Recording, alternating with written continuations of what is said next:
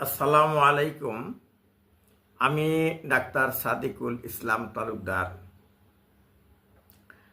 আজকের টপিক হলো benefits of cross ref indexing.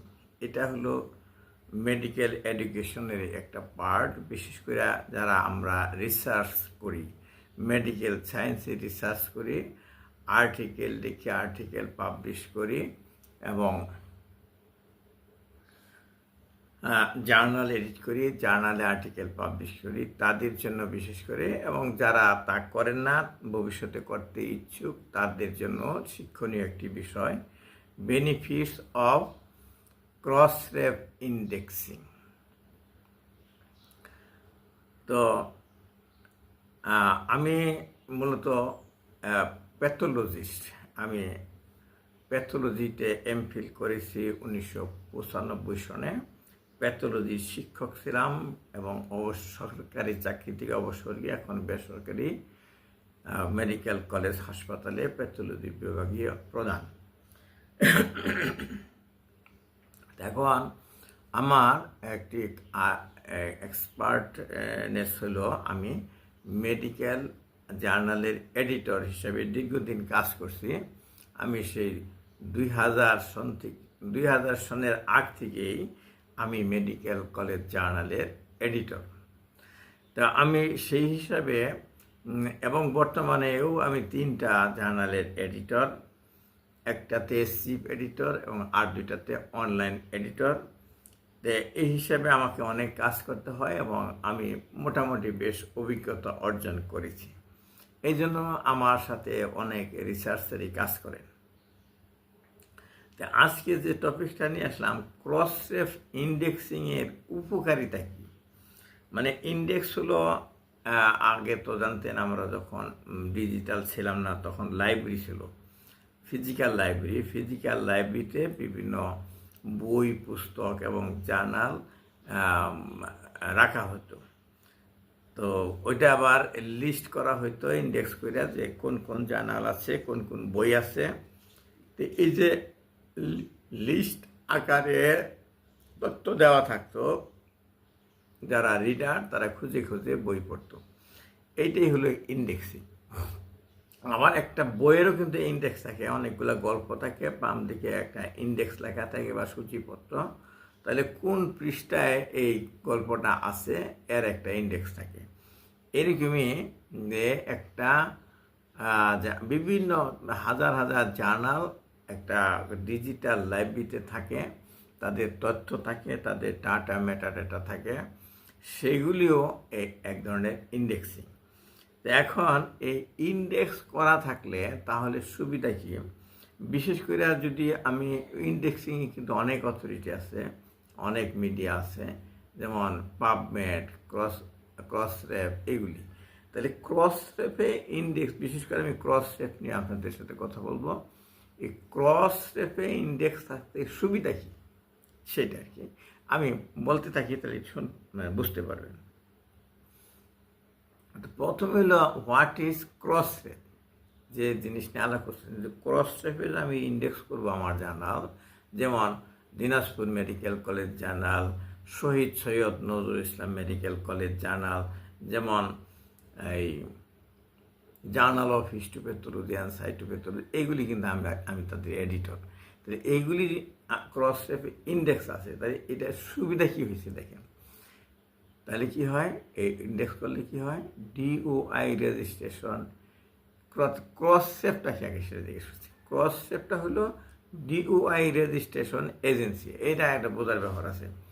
Cross রেফটা হলো একটা এজেন্সি, তারা কি করে, ডিওআই রেজিস্ট্রেশন করে দেয়, মানে এজেন্সি তারা। ডিওআই কি, সেটাই কি আপনারা অনেকেই জানেন, কিন্তু কেউ কেউ আছে আমার গ্রুপে নতুন থাকতে পারেন, আমার ফলোয়ার নতুন থাকতে পারেন, তাদের জন্য বলছি। দ্বিতীয় হচ্ছে ডিজিটাল, আর ওতে হচ্ছে অবজেক্ট। তাহলে ডিজিটাল অবজেক্ট, আর আইতে হচ্ছে আইডেন্টিফায়ার বা আইডেন্টিফিকেশন নাম্বার। তাহলে আমি ডাক্তার সাদিকুল ইসলাম তালুকদার, আমার একটা ন্যাশনাল আইডি নাম্বার আছে। আমি একজন লেখক, আমার একটা অর্কিড নাম্বার আছে লেখক হিসাবে। তো এক এক এক একজনের এক এক ধরনের আইডি নাম্বার থাকে। তাহলে ডিজিটাল অবজেক্ট হলো আমাদের আর্টিকেলগুলা, আমাদের জার্নালগুলো যেগুলো ডিজিটাল হয়েছে, যেগুলো অনলাইনে থাকে, ইন্টারনেটে থাকে, ইন্টারনেট লাইব্রেরিতে থাকে, তাদের প্রত্যেকেরই একটা করে নাম্বার থাকবে, একদম ইউনিক নাম্বার থাকবে। যেমন আমাদের আইডি নাম্বারটা সারা বিশ্বে আর নাই, ইউনিক নাম্বার। এইরকম আমার একটা আর্টিকেল আছে, ধরেন হেলিকোব্যাক্টার পাইলোরি অথবা association of Helicobacter pylori with gastric cancer, এটা আমার একটা আর্টিকেল ছিল। তখন এটা ডিজিটাল ছিল না, কাজে ওর ডিজিটাল নাম্বার নেই। এখন যদি আমি কোনো অনলাইনে দেই জানালে, তাহলে আমি কিন্তু ডিজিটাল হইলাম। তো ডিজিটাল হইলে, ডিজিটাল জানেন তো, ডিজিটাল মানে যখন ইন্টারনেট দেওয়া হবে সারা বিশ্বের আনাচে কানাচে যেখানে ইচ্ছে সেখান থেকে সেই আর্টিকেলটা বের করতে পারবে।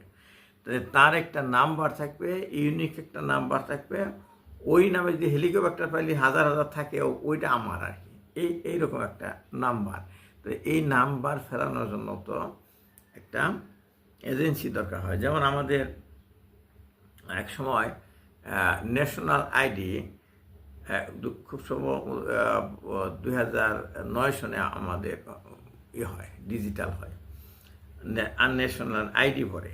তো তখন একদল কম্পিউটার ম্যান আমাদের ছিল না। তো এই কম্পিউটার ম্যানরা এজেন্সি ছিল, বিশেষ করে আমাদের সেনাবাহিনীর লোকরা এটার এজেন্সি ছিল, যে আমাদের সমস্ত নাগরিকের ন্যাশনাল আইডি করে দেবেন ডিজিটাল। তো এই ধরনের এজেন্সি হলো যে প্রত্যেকটা আর্টিকেলের একটা করে আইডি করে দিবেন এবং রেজিস্টার থাকবে, এটা ইউনিক থাকবে, এটা পরিবর্তনশীল না। এইরকম এজেন্সি হলো ক্রসরেফ।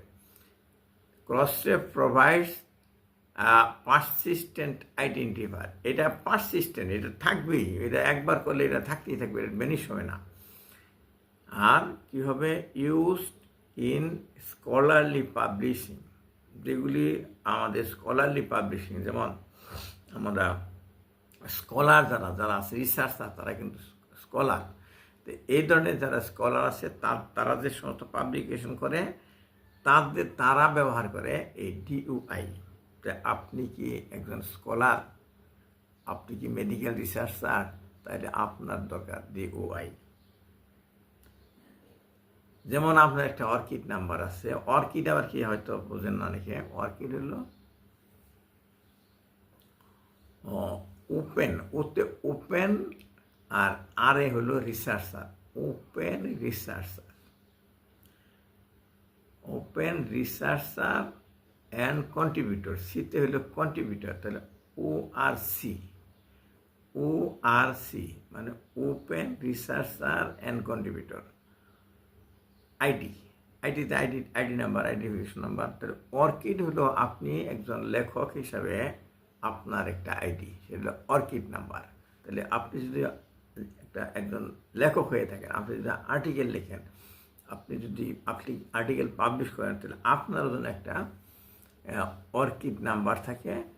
অর্কিড নাম্বার কীভাবে পাবেন, আমার সাথে যোগাযোগ করে, আমার এই ইমেল থাকবে আমার ভিডিওর সাথে ডেসক্রিপশনে, আপনি ওখানে আমাকে নক করেন, আমি আপনার জন্য একটা আইডি নিয়ে দেবো, ফ্রি, এটার জন্য টাকা পয়সা লাগে না। তাহলে পারসিস্টেন্ট আইডেন্টিফিকেশনটা কী জিনিস, এটা হলো পার্মানেন্ট লিঙ্ক, এবং এটা হলো accessible even if URL change. এইটা লিঙ্ক মানে কি, একটা ইউআরএল থাকে, মানে ওয়েবসাইটের একটা নাম্বার থাকে। তো এই ডিওয়াইয়ের সাথে একটা লিঙ্ক থাকবে।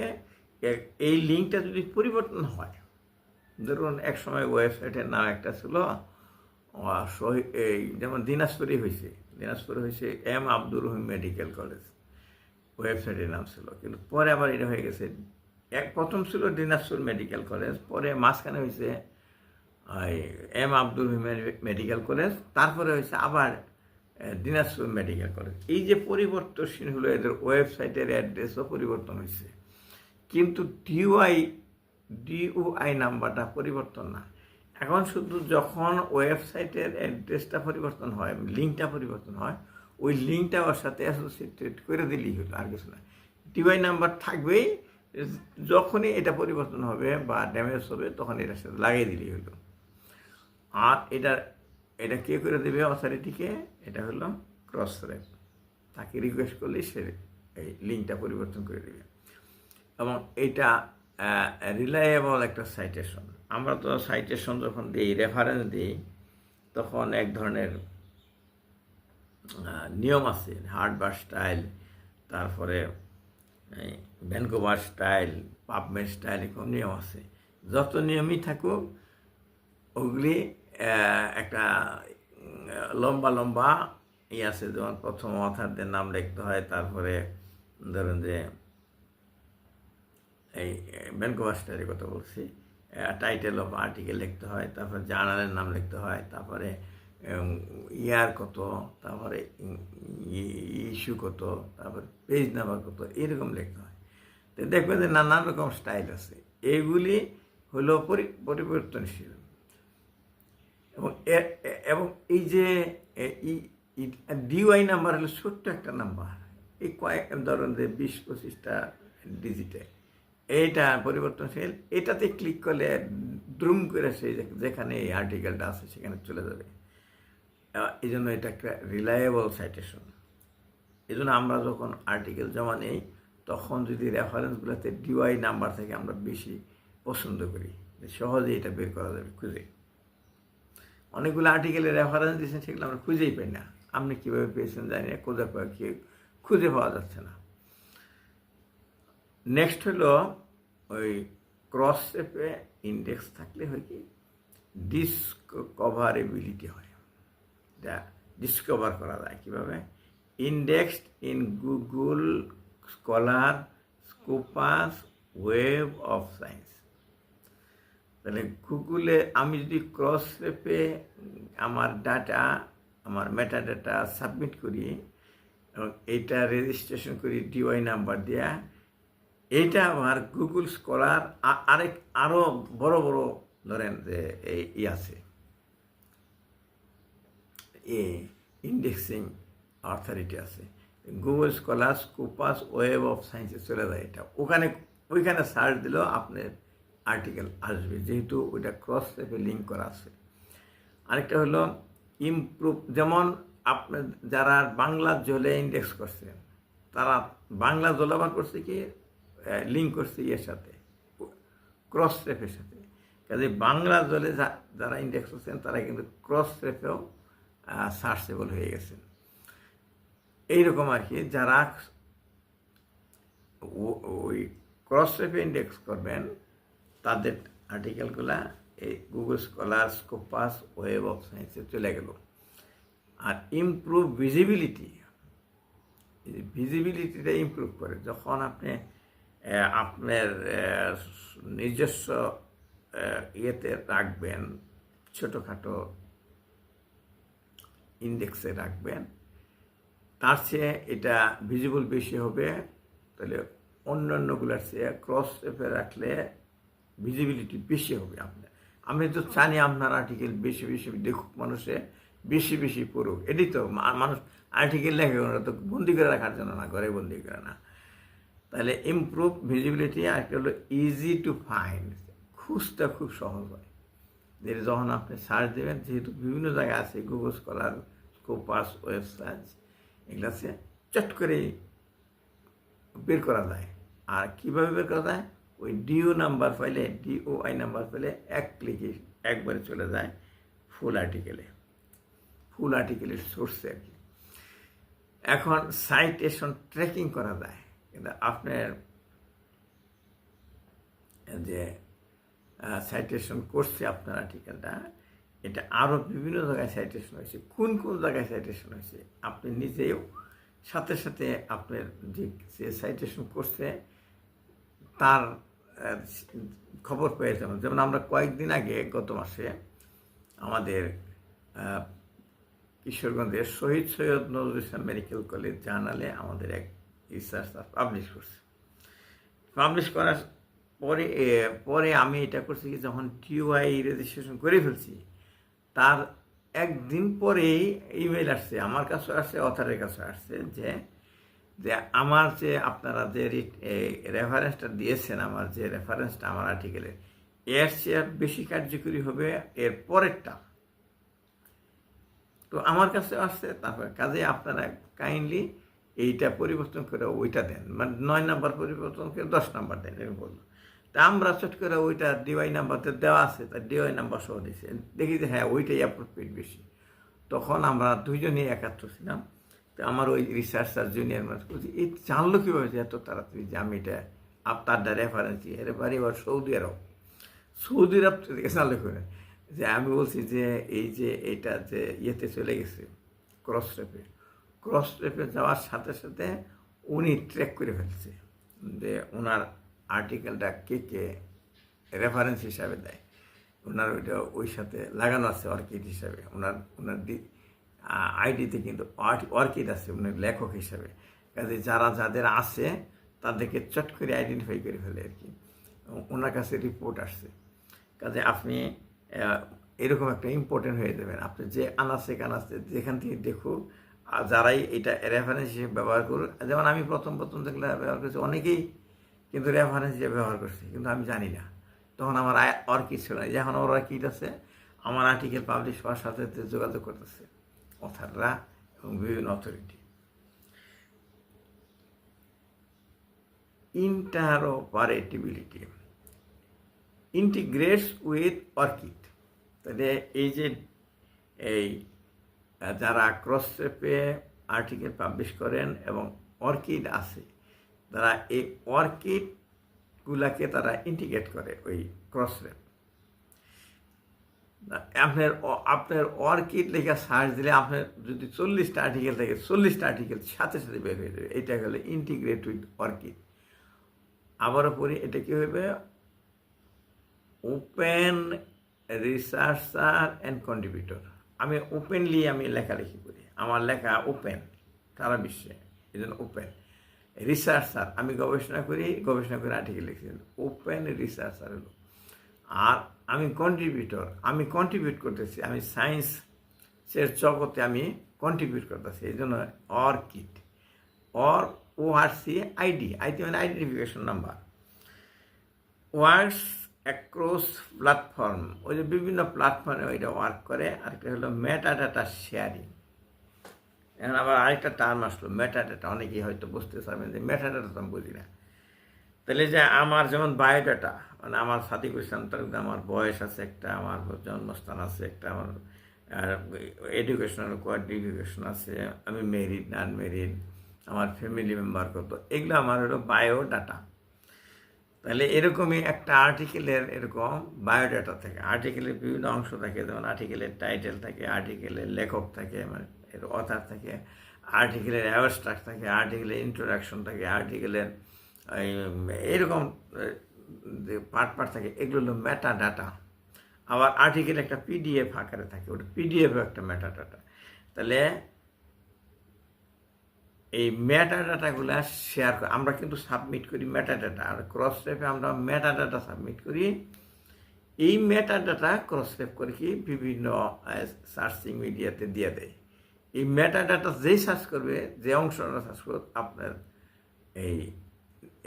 এটা আসবে, ক্রসরেপে যে আইডিটা আছে সেটা আসবে, ওখানে ক্লিক করলে আপনার আর্টিকেল বের হয়ে যাবে। আর্টিকেল বের হলে ম্যাটারগুলো পড়বে, ওখানে PDF দেওয়া থাকে ফুল আর্টিকেলের। PDF-এ কি করে অ্যাজ ইফ আপনি যে প্রিন্টেড অবস্থায় যেরকম দেখা যাবে এরকম দেখা যাবে, আপনি এটা ইউজ করতে পারবেন প্রিন্টেড কপির পরিবর্তে। Content integrity includes metadata, improves trust, বিশ্বস্ততা আসে। যদি আপনি জানেন, আমার কাছে যখন একজন অথার আর্টিকেল জমা দেন, তিনি রেফারেন্স দেন যেগুলো আমি DOI থাকে সেট করে বের করে দেখে নিই, আর যেগুলো DOI নাই সেগুলো দেখতে আমার সমস্যা হয়, আমি খুব কষ্ট হবে এগুলি। কাজেই আমাকে ওগুলি বেশি বিশ্বাস হইতে চাবে না, বলবো যে এটা একটু ইমপ্রুভ করেন এসে ইমপ্রুভ ট্রাস্ট এবং সাপোর্ট কারেকশনস। ওই যে সৌদি আরবের কথা বললাম, উনি সাজেস্ট করেছে আমার এই আর্টিকেল 9 নাম্বারটা পরিবে 10 নাম্বার দেন, তাহলে এই যে কারেকশন করে দিল, আমরা প্রিন্ট করার আগেই আমরা কারেকশন করে ফেলছি। তো প্রিন্টেবল কপিটা কারেকশন করা যায় না, শুধু পরে দিতে হয়, কারেকশনের জন্য একটা পাতা দিতে হয়। কিন্তু ডিজিটালি যেগুলো আছে সেটা তো অনলাইনেই কারেকশন করা যায়। ফাস্টার কমিউনিকেশন, কুইক শেয়ারিং ভায়া টিওআই, ওই টিওআই দিয়ে সেট করেই শেয়ার করা যায়। সাপোর্ট আর্লি সাইটেশন, ওই যে আর্লি সাইটেশন প্রথমে দেখেন, দেওয়ার সাথে সাথে একদিন পরে সৌদি আরব থেকে নক করছে, ইমেল করছে। আমাদের তো ইমেল দেওয়া থাকে। ইমেল যদি আপনি নাও দেন, তাহলে আপনার এই যে যখন অর্কিড করছেন তখন ইমেল আছে, আপনি ইমেল তারা পেয়ে যাবে। জার্নাল রিপুটেশন, যে জার্নালে টিওআই আছে, ধরুন একটা জার্নাল আছে পাবমেড ইন্ডেক্স, এটা কিন্তু খুব রিপোর্টেড জার্নাল, তাই না? খুবই নাম করা জার্নাল পাবমেড ইন্ডেক্স। বাংলাদেশে কিন্তু মেডিকেল জার্নাল এখন পর্যন্ত একটাই আছে, Mymensingh medical college journal. Mymensingh medical college journal PubMed index, যারা পাবমেডে আর্টিকেল খুঁজতেছেন তারা চটচটি পাইতেছে। কিন্তু ময়মনসিংহ মেডিকেল কলেজ জার্নাল যদি এই ক্রস ইন্ডেক্স না থাকে তাহলে কিন্তু পাবেন না। মানে এর বাইরে যেখানে আছে সেগুলা ক্রস টেপের একটা আছে, একটা তো বাংলাদেশে না, 300-400 জার্নাল আছে, সেগুলো আপনি পাবমেডে পাবেন না, কারণ নাই, ওগুলা ইন্ডেক্স না। এই জন্য ক্রস টেপে অবশ্যই দিবেন, কারণ ক্রস টেপে যদি না দেন তাহলে এই এত ব্যাপক হারে আপনাকে সার্চেবল হবে না। তাহলে প্রফেশনাল স্ট্যান্ডার্ড থাকে এরকম ক্রস টেপ ইন্ডেক্স করলে। আর অ্যাট্রাক্ট অথার আমার কাছে কিন্তু খুঁজে, স্যার আপনার জার্নাল যেগুলো সেগুলো কি ক্রস টেপ ইন্ডেক্স, ওরা বোঝে যে কেউ না কেউ তারা শিখেছে, তুমি এই ক্রস টেপ ইন্ডেক্স জার্নালে দিবা, তোমার ব্যাপক হারে নাম হবে, ব্যাপক হারে তোমার প্রশ্ন হবে। এই জন্য আমি তাড়াতাড়ি করে আমি 3টা জার্নালই ডিওয়াই ইন্ডেক্স করে ফেলছি। প্রত্যেকটা আর্টিকেলে ডিওয়াই আছে, প্রত্যেকটা ইস্যুর জন্য ডিওয়াই আছে, জার্নালের জন্য ডিওয়াই আছে। আমার কাছে আর্টিকেল দিলে আমি তাদের নিজে না করতে হলে আমি নিজে তাদের অর্কিড করে দেই, কাজেই তারা আমি তাদেরকে আকৃষ্ট করতে পারছি। অ্যাট্রাক্ট অথার্স, যে আপনারা আমার অনেকেই কিন্তু এই গ্রুপে আছেন, হোয়াটসঅ্যাপ গ্রুপে আমি শেয়ার করি। আপনারাও আমাদের নতুন নতুন যারা অথার আমাকে চিনে না, আমাকে রেফার করে দিন, আমার এই গ্রুপে ধরাই দিন, আমি তাদের ইনশাল্লাহ আমার চলতেই থাকবে এটা ইনশাল্লাহ, যতদিন পর্যন্ত আমি এই ডিজিটালি অ্যাক্টিভ থাকি, আল্লাহ রাখেন, ততদিন পর্যন্ত আপনার জন্য উপকার করেই যাব আর কি। Research analytic, track funding measures impact measure করা যায়। আর এই ফান্ড থাকে, যে রিসার্চ করার জন্য ফান্ড থাকে, যে যারা ফান্ডিং অথরিটি চট করে ট্র্যাকিং করতে পারে যে আমাদের কাজটা টাকা দিলাম 1 লাখ, সেটা করছে কিনা, কোথায় পাবলিশ হয়েছে। পাবলিশ যদি হয়ে যায়, এই ক্রস রেপে ইন্ডেক্স হয়ে যায়, তাহলে সারা বিশ্বের মানুষ জানে যারা টাকা দিচ্ছে এর জন্য, রিসার্চ করার জন্য, ওই ডোনার, তারা ট্রেক করতে পারে এবং ইম্প্যাক্ট মেজার করতে পারে। আমরা টাকা দিলাম আমাদের জার্নালের জন্য, আর্টিকেলের জন্য, রিসার্চের জন্য, এটা কেমন দামি হইল আর কি, এইভাবে। তো আজকের মতো সংক্ষেপে শেষ করলাম। অনেক কিছু পড়ার আছে, আপনারা ইন্টারনেট থেকে পড়ে দেখতে পারেন, এবং ক্রসরেপ যে সাইট আছে crossref.org, এখানে গিয়ে আপনারা পড়ে দেখতে পারেন। আরও কিছু জানতে চাইলে আমাকে নক করবেন ইমেইলে, সাদেকুল বানানটা দেখেন SADEQUEL। এখন পর্যন্ত যত সাদেকুয়েল আসবে ডিজিটাল জগতে, গুগল, ইউটিউব, ফেসবুক, ওয়েবসাইট, যেখানে যেখানে সাদেকুয়েল কথাটা আসবে, ধরে নিতে পারি এখন পর্যন্ত আমি আছি, অন্য কেউ না, আমার নামেই শুধু SADEQUEL আছে। আমার ইমেলটাও তাই, yahoo.com। এখানে নক করবেন, আমি আপনার সাথে যোগাযোগ করব অবশ্যই ইনশাল্লাহ। এই বলে আমি শেষ করছি। আর আমার কন্টেন্টগুলো আপনি দেখতে থাকেন, আগেও তো কিছু দেওয়া আছে। আমার এখন ইউটিউবের কয়েকটা চ্যানেল আছে। একটা নাম ডক্টর সাদিকুল ইসলাম তালুকদার, আরেকটা নাম হচ্ছে সাদিকুল গার্ডেনিং। মানে আমি ছাদ বাগান করি এবং দেশে বাড়িতেও বাগান করি, ল্যান্ড বাগান যেটা, এইটা এখানে পোস্ট করি এবং ভালো ভালো যেগুলি ইন্টারনেটে পাইলে শেয়ার করি। আরেকটা কথা হলো যে আমি আরেকটা আছে যে ভ্রমণ করি তখন ওটা ভ্রমণ ধারণ করি আর কি, ভ্রমণ ধারণ করি। সেই ভ্রমণের ভিডিওগুলো আমি দেই সাদিকুল ব্লগসে। আর যেটা দেই ডাক্তারি সংক্রান্ত, যেমন ক্লাস নিলাম একটা, টিউটোরিয়াল নিলাম একটা, মানে লেকচার ক্লাস, টিউটোরিয়াল ক্লাস, তারপরে সেমিনার যখন বসে আমি শুনি, প্রেজেন্ট করি, এগুলো আমি রেকর্ড করে আবার আমার মিডিয়াতে শেয়ার করি। তো এগুলা দেই ডক্টর সাদিকুল ইসলাম তালুকদার নামে যে চ্যানেল আছে, এই নামে আবার ফেসবুক পেজ আছে। তো ওখানে আরেকটা আছে সাদিকুল ইসলামী, এই নামে আছে, বা তালুকদার ইসলামী। সাদিকুল ইসলামী লেখা আসবে, তো এই সাদিকুল লেখলে হবে ইউনিক। আমি আর তালুকদার বা বিভিন্ন রকম আছে আরও। আপনার সাদিকুল লেখেন তাহলে দেখবেন পাবেন। এগুলি সাবস্ক্রাইব বাটনে ক্লিক করে সাবস্ক্রাইব করে রাখবেন। অথবা তারা ফেসবুক দেখেন, তারা ফলো বাটনে ক্লিক করুন। তা আমি একজন ইঞ্জিনিয়ার সাহেবকে, আমার মতো তার বয়স, তাকে সেদিন বললাম যে এই সাবস্ক্রাইব করে রাখেন, তাহলে আপনার ইয়েতে আসবে, টাইম লাইনে সাথে আমি কিছু দিলে সাবস্ক্রাইব করলে কেমন টাকা পয়সা নেই, এরকম আর কি।